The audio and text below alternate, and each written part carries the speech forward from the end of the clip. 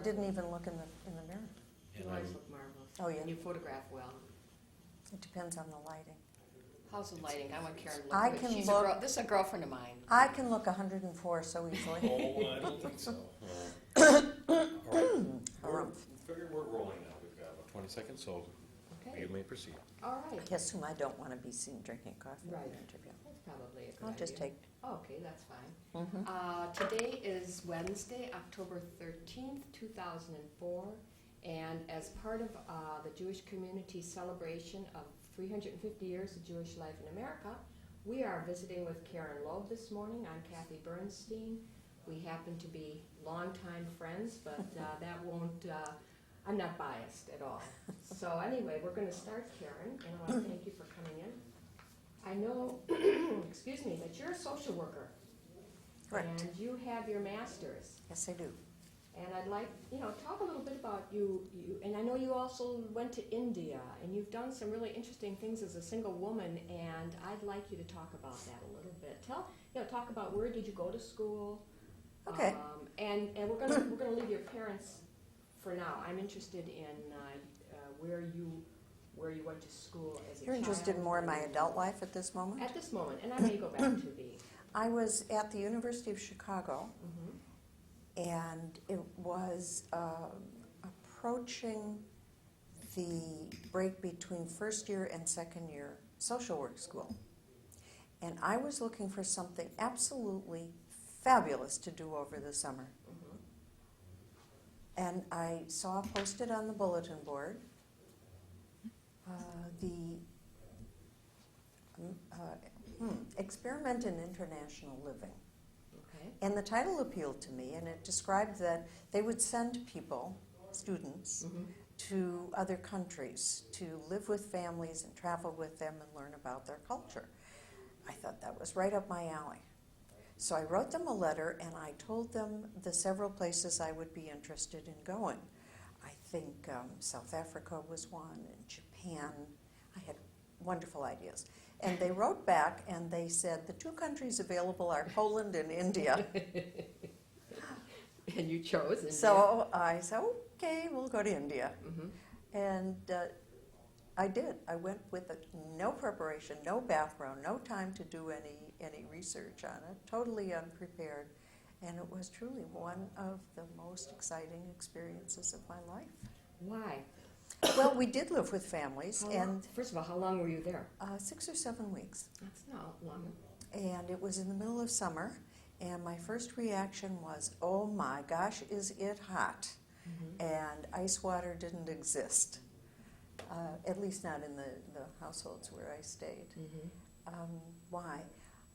Really got inside a culture, got inside how people live, what they talk about, what they're like. In my first stay, the mother was absent. She had gone back to her native village Mhm. because it was, I think she called it Ancestor Days when she came back. So she was gone, and here I am in the scarcely English-speaking household, people who probably have never seen an American before. The girls are in charge. They have no idea how to treat me. How did they treat you? They giggled. They looked at me, and they giggled, and they looked at the things in my suitcase, and they asked questions, and they laughed. And the father was a very, very friendly, nice person.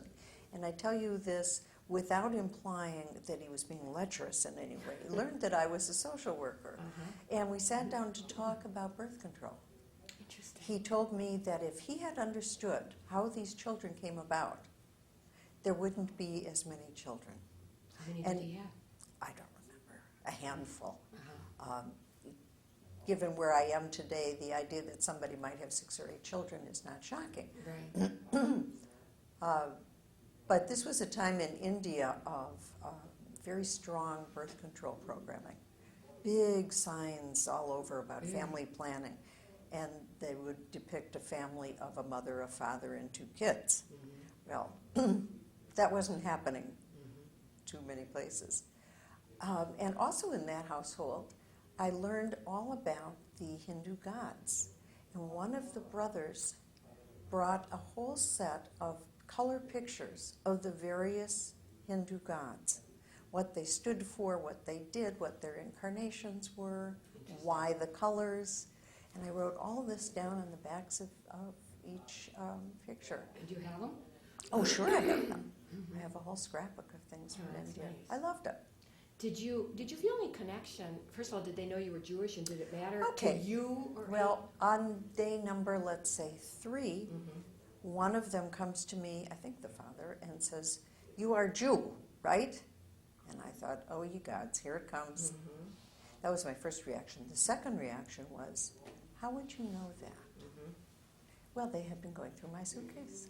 Oh my goodness! Uh-huh. You must have been offended, weren't you? I was. Mhm. Yes, indeed, I was. So what did you say? What? I scolded them. Mhm. I told them I had given them this suitcase for safekeeping, and it wasn't polite for them to rummage through my things. Mhm.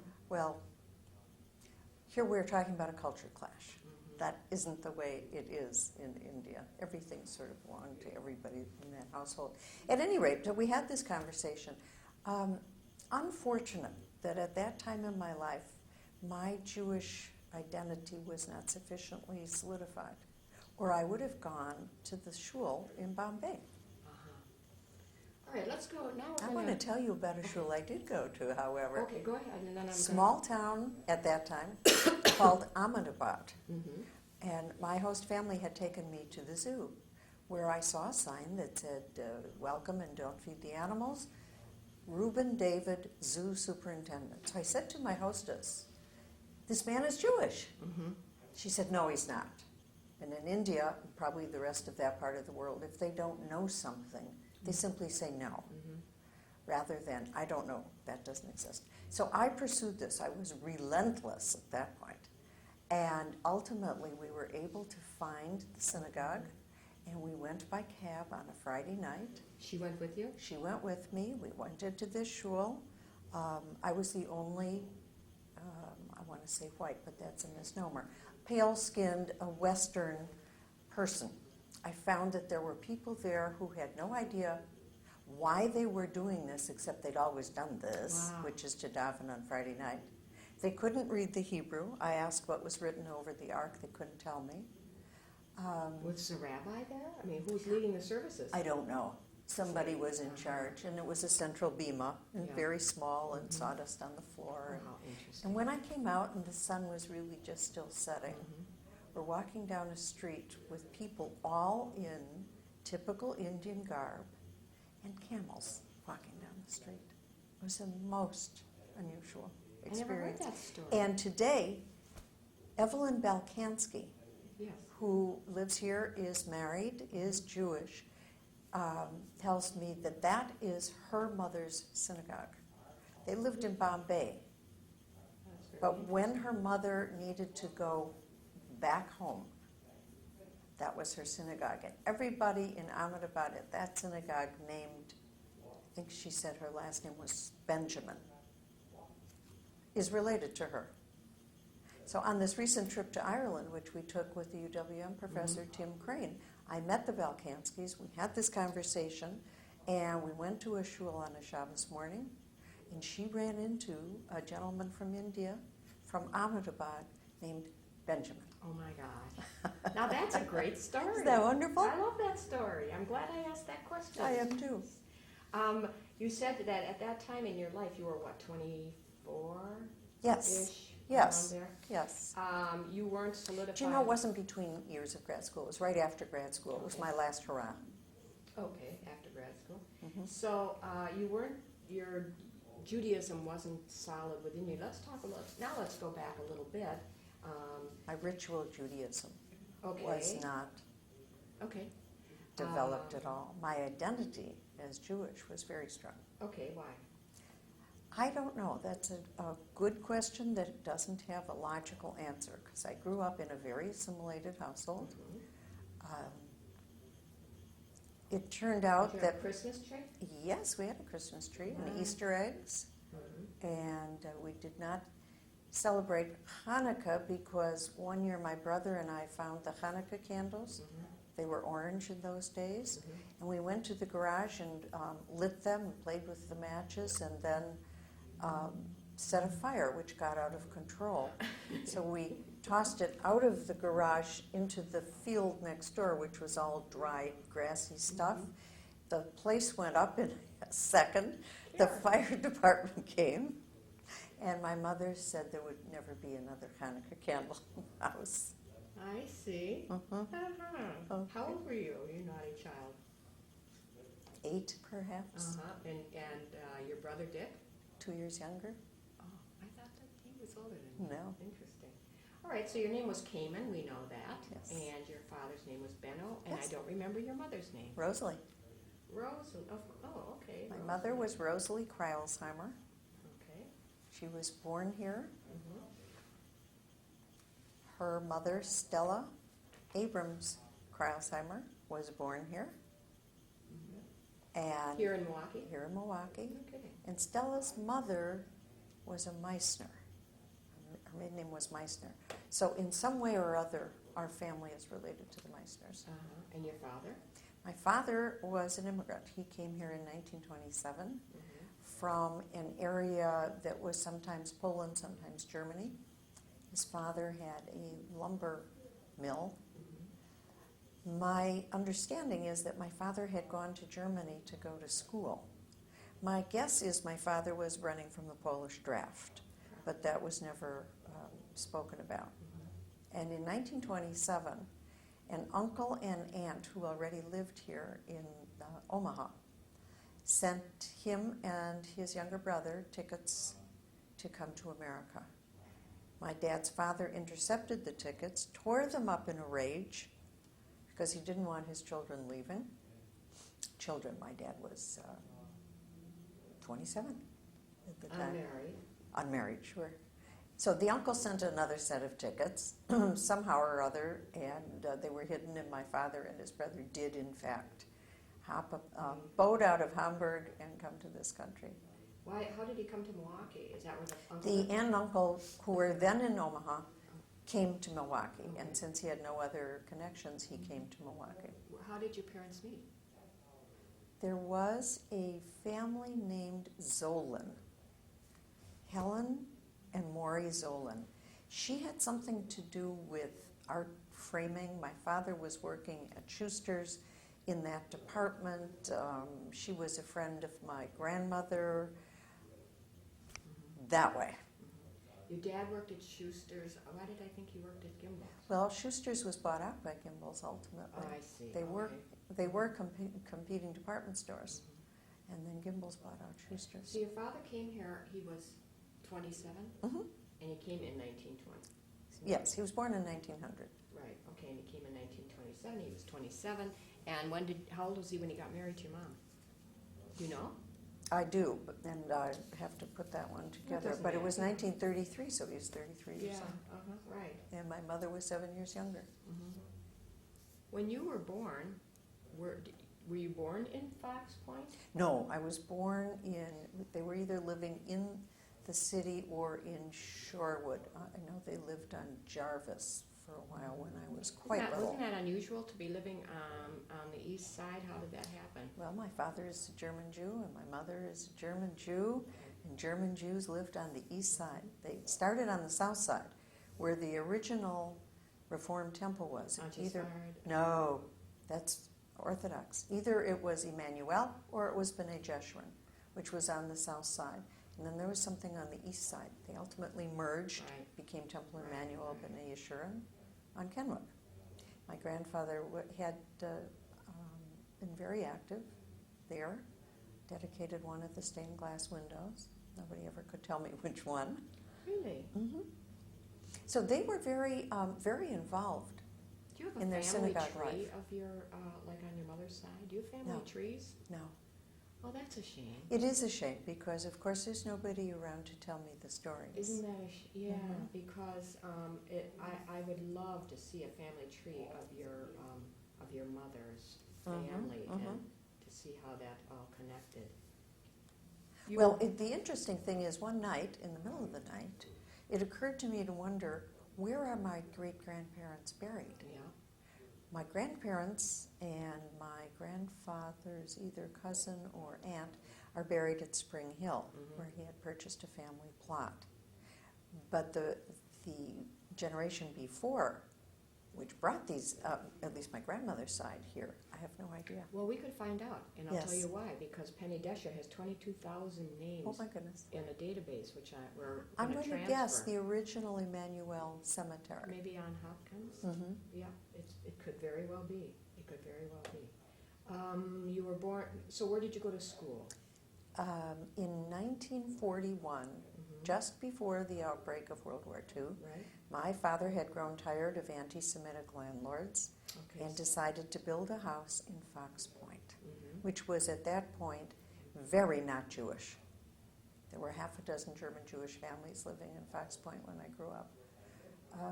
So I went to school at the Fox Point Grade School, which is now Stormont, and for high school I went to Shorewood because the nearest high school, which was Whitefish Bay, was filled up. So we were all bused down to Shorewood. Really? And Nicolay didn't exist. I see. I didn't know that. So you graduated from The streets Charlotte. didn't exist. When I taught Sunday school, I would tell the kids, this temple wasn't here, these roads that you see weren't here, and so forth. The old Maple Dale grade school was there, Uh-huh. period. Interesting. Very interesting. So your family obviously belonged to Emmanuel. In roughly fourth grade, I learned that my girlfriend went to Sunday school. And I came home, I said to my mother, how come Jewish kids don't go to Sunday school? Uh-huh. And she said, they do. And I said, why don't I? Mhm. Well, we don't belong to the temple. Why don't we belong to Yeah. So I insisted, and they drove me to the bus line, which came to Dean Road at Lake Drive. I took the bus down to what is now Winkies, where the number 15 streetcar ended. Sure. I took the streetcar down Oakland Avenue Oh, to Kenwood Karen.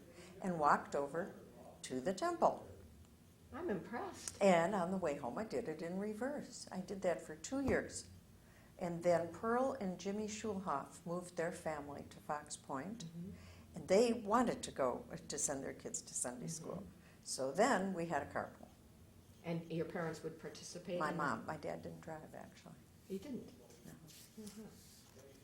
So you were a little showgirl early I on. That's was. interesting. You wanted to belong. You wanted to be part of the tribe or I something. needed something, Yeah, I know. and whatever it was that was stirred, I needed that identity. How about your brother? He went to Sunday school. I'm not sure he had this need kind of feeling, because he really didn't pursue it in his life, and I did. Did your mother light candles on Friday night? Did you have No. any of that? None of that. But when we had to clean out their basement after both had died, I found a set of brass candlesticks. Oh, for heaven, they probably were a wedding gift from somebody. Or Well, something. either that or they were her mother's or her grandmother's. Do you know anything about them? or Not they- a thing. Oh, Isn't that's- that too Oh, bad? they do. They have no markings. Nothing. No. Nothing. Nothing. Do you use them? Of course. So your Jewish background began at your behest in Sunday school. Were you bat mitzvah? Did they have No, that then? they didn't have that. And Hebrew school, any of that? I went to what we call junior con Oh, uh-huh. and learned there was one gal there from the west side. She went to Bethel, and she couldn't come to certain additional classes that Rabbi Herbert Friedman was instituting. And why couldn't she come? She was learning Hebrew at Bethel, Uh-huh. where she would, in fact, I think, be bat mitzvah. That was the first time I ever heard that there was Were they such a thing. teaching Hebrew? Were they using Hebrew goodness. at Emmanuel? Rabbi and Friedman brought a lot. See, I don't know anything about him. I'm sorry.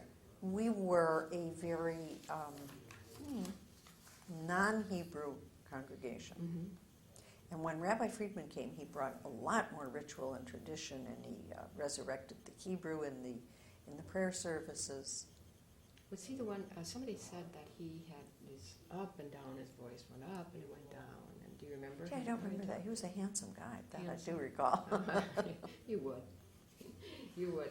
You spoke about your father's anti-Semitism, and that's why he moved to Fox Point. What about you in your life, Karen? If I have encountered anti-Semitism, I am just too thick to see it. You are. I'm aware when I go into a very non-Jewish group, And you've been in as lots I of them. did with the American Bar Association. Mhm. I'm aware that they're aware that I'm Jewish, Uh-huh. because the least likely people will all of a sudden use an accent or a little bit of Yep. a phrase, Mhm. and it's clearly foreign to them. Mhm. And I'm never sure what that's about. Yeah. But I just smile and accept it and And move on. move on. Right. So you really didn't have any anti-Semitic incidents against you I or can't say I did. any of that. Growing up at Shorewood High School, what were you involved in? I don't know this. Oh, as much as I could be, considering that I didn't live in the neighborhood Right. Uh-huh. and I didn't have a lot of close friends. I wasn't real social. So I couldn't stay after school very much. Right, which is a problem. But my bus came early, so I did co-curricular things in the morning. I was in the drama group, and I was part of the newspaper. The Ripples was our junior English class. Mhm. One chose junior English in newspaper, and I became the feature editor my senior year. I joined hall monitors. I was in honor societies. You were a good student. Always. That was very important to my father, so I made sure I was a good student. Well, it would be important to you. It became important to me, sure. No, I think it was But probably in that's- your genes. But this is how we learn things. Right. I know you're not a war vet. Was Leonard in the war? He wasn't, Was he in the Korean War? I mean, he was in the he reserves. was in the Judge Advocate General's office Mhm. during the Korean Year. I think what you're asking is, did he see combat? No, Did he go overseas? he or did anything? not go Uh-huh, overseas. because I know he stayed on forever. He signed up for the reserves. Mm-hmm. He was supposed to put in 2 years active duty, Right. 2 weeks, sorry, Mhm. which he did from time to time, but he had so schmoozed up the secretaries at the 440th Mm-hmm. that they would cover for him. He would call from his office. He was then working for Ray McCann, and when one works for somebody else, one is not always so free. Mm-hmm. He would call up and say, "Have you got anything for me?" And they would say, "No, Colonel Loeb, that's okay. You just stay in your office." Well, he worked his way up to colonel. That's pretty good. Yes, he retired as a colonel.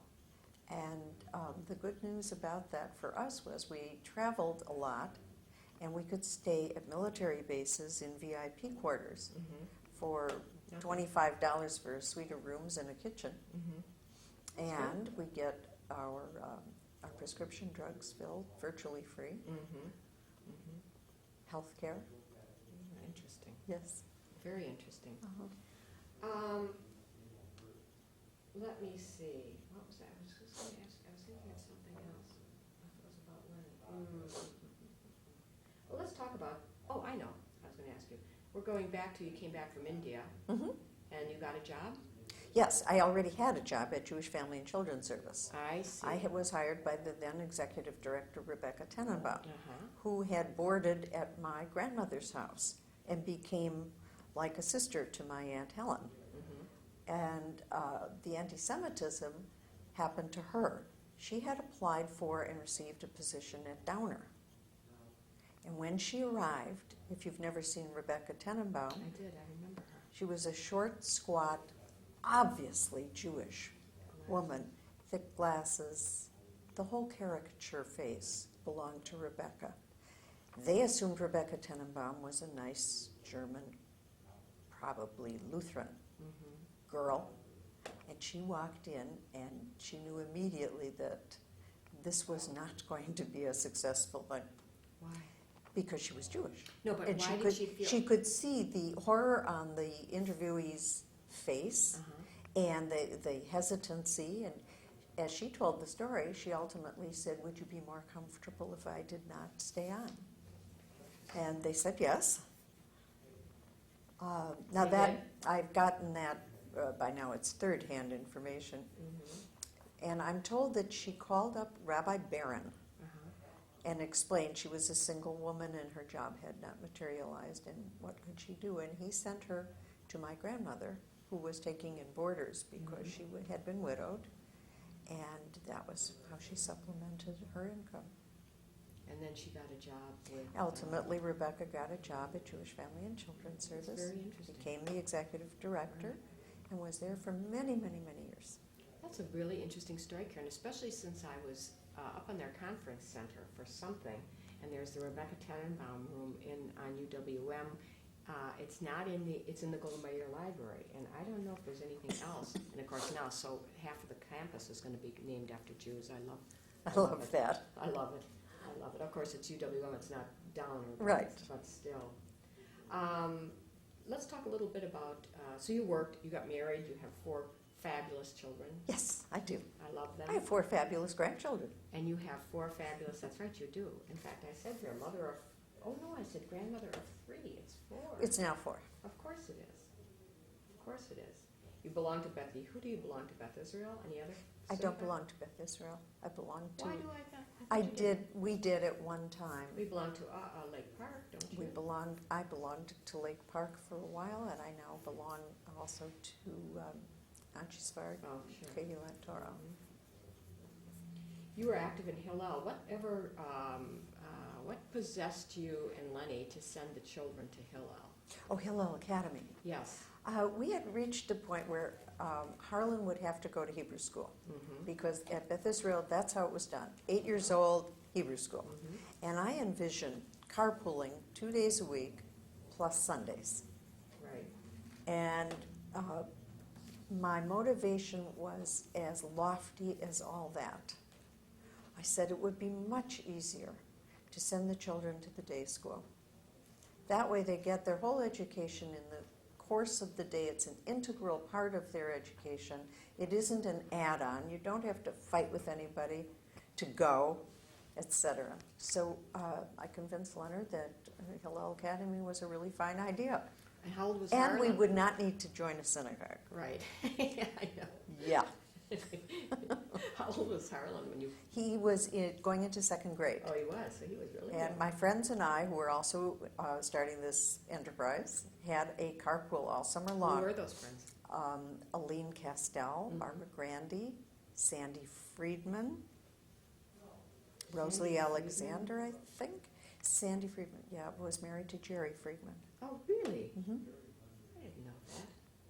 And the carpool arrangements were a little bit convoluted. Each of us had to make only one trip to the west side, not necessarily for our own child's tutoring. Mm-hmm. But it didn't matter because somebody was always picking up and delivering, and all the kids got the tutoring. Devorah Schmatkin was teaching the kids Hebrew. No kidding. Well, that's very interesting. That was real early Hillel Academy. Yes. That was very early. Well, Harlan is 41. He was going on 8 at the time. Mm-hmm. Mm-hmm. Was it a fun time for you? It was very fun. It was very uplifting and exciting, and I learned so much. From the kids. Well, I learned from the kids. I learned from my own classes and study. I realized early on that if Harlan were learning Hebrew, I would never know if he was doing his homework correctly. Mm-hmm. And I had a need to know those things. Right. So I learned Hebrew. Who taught you? Oh, golly. I learned the alphabet at Emmanuel from Harriet Schoenleber. Then I began learning conversational Hebrew through Atzmaut, Danby Ring, Mm-hmm. and various wives of shlichim. So you were on a one-on-one kind of thing? You didn't take a class? No, those were small groups, small chugim. Mm-hmm. And then I got involved with what was then the Board of Jewish Education's little pond courses. Mm-hmm. And we would have a whole class of us. We met Monday and Wednesday. Wow. Again, there were wives of shlichim, and ultimately Tamar Lowenberg, Mm-hmm. who taught not only Hebrew and modern day literature, but the Bible. We learned a great deal about Judaism itself Good teacher, through isn't she? her language instruction. Yeah. Yes, her class was an enrichment. Mm-hmm. Did you ever take it from a tarot? No. I did. She taught me my beginnings. You took Hebrew. You ran a house. Were you involved? Were a part of a book club, I know, because we were in one together. Yes, That my was fun. book club. It was fun. That's how I could raise my children. Yeah. Having children, you had 4 pretty close together. How was that? Harry? It was hairy. It was exhausting. It was a lot of work. It is a lot of work. It's fun to watch our children. I love seeing those children grow. It's fun. But you having 4 I children. loved it when 3 of them were already out of diapers and I only had 1 in diapers. Yeah. I loved when they could finally tie their own shoes. Right. Go to the toilet. Oh, wonderful. What were you involved in any agencies? I mean, at that period, when the kids were young, or you didn't have time for that? When did you get involved? Because you've Well, been I involved. made time because I was very active with Hillel Academy. Well, of course. You and I developed the calendar ad book. Right. You developed it. I came and helped you. Okay, whatever. Yes, I said you were very active in My Hillel. kid, I remember I was so involved. I was always on the phone. And one day, Holly walked in. I had my ear like this with the telephone, and I'm doing whatever I'm doing. And Holly walked into the house, took one look, and burst into tears. And I realized, okay, we are overdoing this. I will not be on the phone when my children walk in from school. Yeah, not fair. When did you branch out? Excuse me. And in what agencies did you become active? Yeah, I became active in Federation. Yeah. When? What young women? Did you go? What did? I was in the Young Women's Division for Okay. sure, Mm-hmm. because I did used to be a young woman, believe it or not. Mm-hmm. I was part of the committee which developed the leadership training seminars, for which Oh. we won the Schroeder Yes, Award. you did. Yes, you did. That's a very huge thing. I was at one time chairing the Volunteers Data Bank, Yes. which unfortunately, for whatever reason, just didn't take off. No. In fact, it was Wasn't- tried it another wasn't time. valued. It wasn't valued, and in doing archives, I have to tell you, I found 2 blocks of that Mhm. project here, and then a couple of years Mhm. later, they tried it again, and Yes. it just never quite took. And wasn't JFS involved somehow in that? I don't feel recall like it that. was, yeah. Volunteer database. What else did you do with Federation? Well, in more recent years, I Yeah. have been on allocation panels, Yeah, and co-chair. I did chair the co-chair, the Federation's Committee on Russian Resettlement under Elena Pell, and then that was taken over, that whole program was taken over by JFS, and I became a co-chair of Panel 1, which dealt with allocations for resettlement and Mhm. services to the elderly.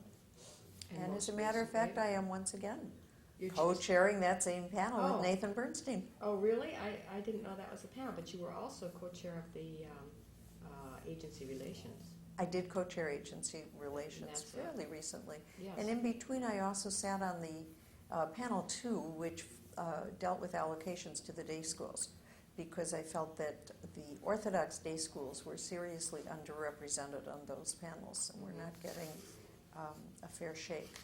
Mhm. Okay. Well, Would you like to know how I got started with Federation? of course. My children were tiny. I was in my first apartment. I was ironing when Mimi Rabinovitz-Paley had arranged to meet with me. She had been at a card calling session and heard that I gave $5 and said, she doesn't understand. I need to talk with her.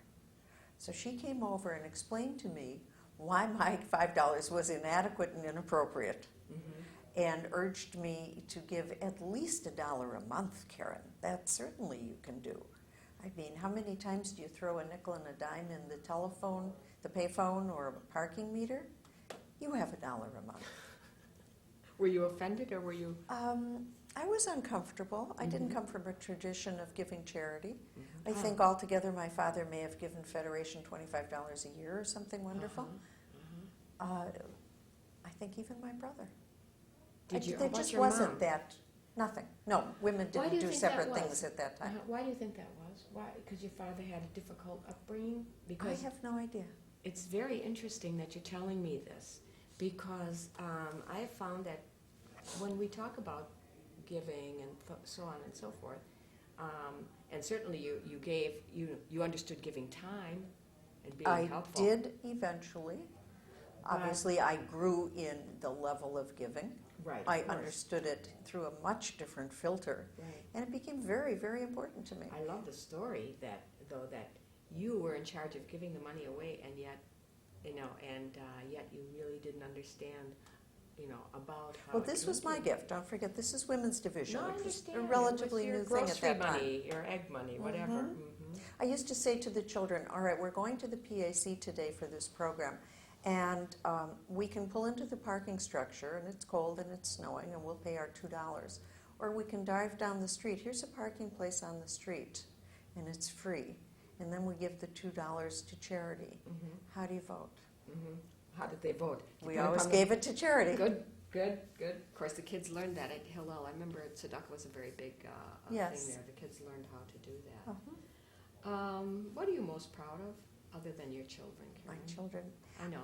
You We're all know, proud of our children. I am proud of my own growth That's because nice. I came from an unidentified Jewish background, unparticipating, unaffiliated, really, and moved all the way through that to a point where being Jewish in a Jewish community is extremely important to me. Mhm. Recently, when Leonard was living, we were looking to downsize our home, Mhm. and he suggested Bayview because property values there are a steal. Yeah. And I said, Leonard, I can't live in Bayview, it's not Jewish.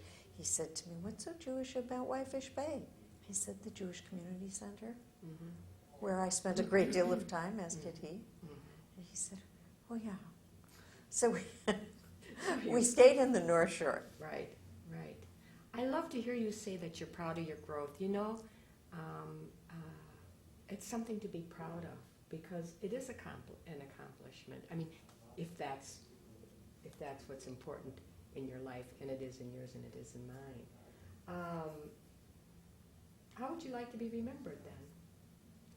I wish I could be remembered as lots of fun and even-tempered.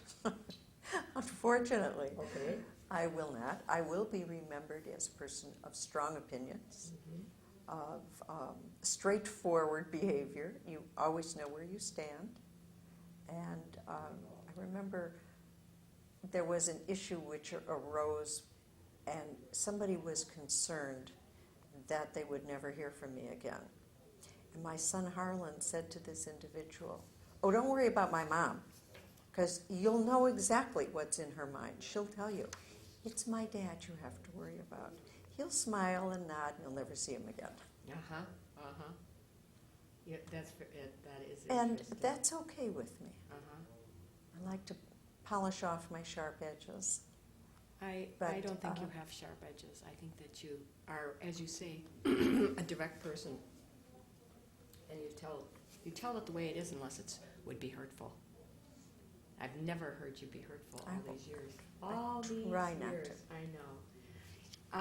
I have another question, and you're in a good position to answer, or to offer an opinion. It's not an answer. Let's say we're looking at this 50 years from now. How do you see the future of, let's say, our Jewish community? We won't, and Israel. We didn't even talk about Israel and your connection with Israel, but let's talk about the Milwaukee Jewish community. What do you see happening? What do I see, or what would I like to see? What do you predict? If you could make a prediction, how do you think we're going to be doing? I'm a little pessimistic there. Tell me why. I see our communities, and of course I'm most familiar with this one, but I have been in other cities. Mm-hmm. I see our communities being more polarized between religious groups and secular groups. I see a lack of communication, understanding, and willingness On to both accept, absolutely on both parts. Mm-hmm. There are a lot of misperceptions. In this community, I think of the strongly Orthodox synagogues. Yeah. And because I'm so involved there, I see their message in a different light than what is portrayed in the broader community. I think, for example, that in the West Side community, they know where they're at and they know what they believe. And of course, my rabbi would wish that we would all follow in the same traditions as he does. I have never found him anything but accepting and patient. I agree. I don't, well, I think the perception in the broader community is a little more negative than that. And I don't know why that is, Well, is it, but I do not myself experience any of that kind of negative behavior towards me from my lack of ritual observance. I understand what you're saying. But what then can the community do? I know there's no quick fix, but it is, you see this polarization. I'll tell you what I think is the most if you helpful. If you could do something, what If I would you could do? wave my wand. The Melton School has done a great deal and continues to do a great deal to educate us Judaically. I think we are woefully uneducated Judaically. And I think, unfortunately, this is time limited, that Jody Hirsch has been a phenomenal asset in that respect. Jody is able to teach, how do I say this? He can take a text and tell you what the traditional view on it is, what the historical view on it may be, what the literary approach to reading this text would be, so that students really learn a broad range of skills in reading and interpreting biblical texts, Judaic texts. And there are no value judgments made by the instructor. I think that is one of the most helpful things on the horizon. Jewish education is what it's called. Adult Jewish education. Yeah, no, it's interesting because we've tried, the Federation has tried, and it's not that that's our role, but I know that we've offered leadership learning, like in the mornings or at noon, for our leaders, and it starts. You mean Judaic yeah, learning? Like through Melitz or some of those things. Melitz is another Right. very fine program. Right. So you think that if, let's just take the Federation, because the Historical Society is a program of, that if our leaders were more Judaically educated, that maybe we wouldn't have this polarization. I think our Judaic leaders have to be able to portray the same range, acceptance, and understanding that Jody Hirsch does. I don't like hearing leaders say, well, they're not worried about their deficit. God will provide. And it's a pejorative sentence. It is. It is. Do you think that there's years ago we had Joshua Chorowski here. He directed the Board of Jewish Education. And he came from an Orthodox background. He was living in a little different medium at the time. He was able to explain to people why Orthodox communities would not be able to do X or Y, whatever it was that was being suggested. Why it simply wasn't possible within the framework. And that truly we had to be sensitive enough to understand that. And you feel that the leaders today aren't? I have felt that compared to 25 years ago when there were arguments about making the Jewish Center kosher. And I remember Esther Leah Ritz saying, I couldn't care less, but if there are people who cannot come, then we really ought to do this thing. And Esther Leah had the leadership skill and the power to do that. And yes. And now and now we do, And there is something to be said about a Jewish event observing dietary laws, regardless whether those who really only eat kosher attend those functions. My son recently got married. My son wanted a kosher Orthodox wedding. was important to him that when he do Jewish things, Mhm. that they be that traditional. I think that's what we're looking Mm. for, and we need to sensitize leadership. Mhm. Okay. What is there something about you that no one knows about that is interesting? That is that interesting. you want to talk about? I doubt that. I can't think of anything. Oh, okay. That would be. Is there anything you want to talk about that we didn't get to? You said to me when you looked at the questions, "Oh, that brings back memories." And I've So, shared some of those there something incidents else you'd with like my to share? family. Yeah. Is there something I else think you've done a like to- good job to cover it. Okay, I'm ma'am. happy. Good. Well, thank you very much, Karen. This is fun, and I learned things about you I didn't know. Well, there you are.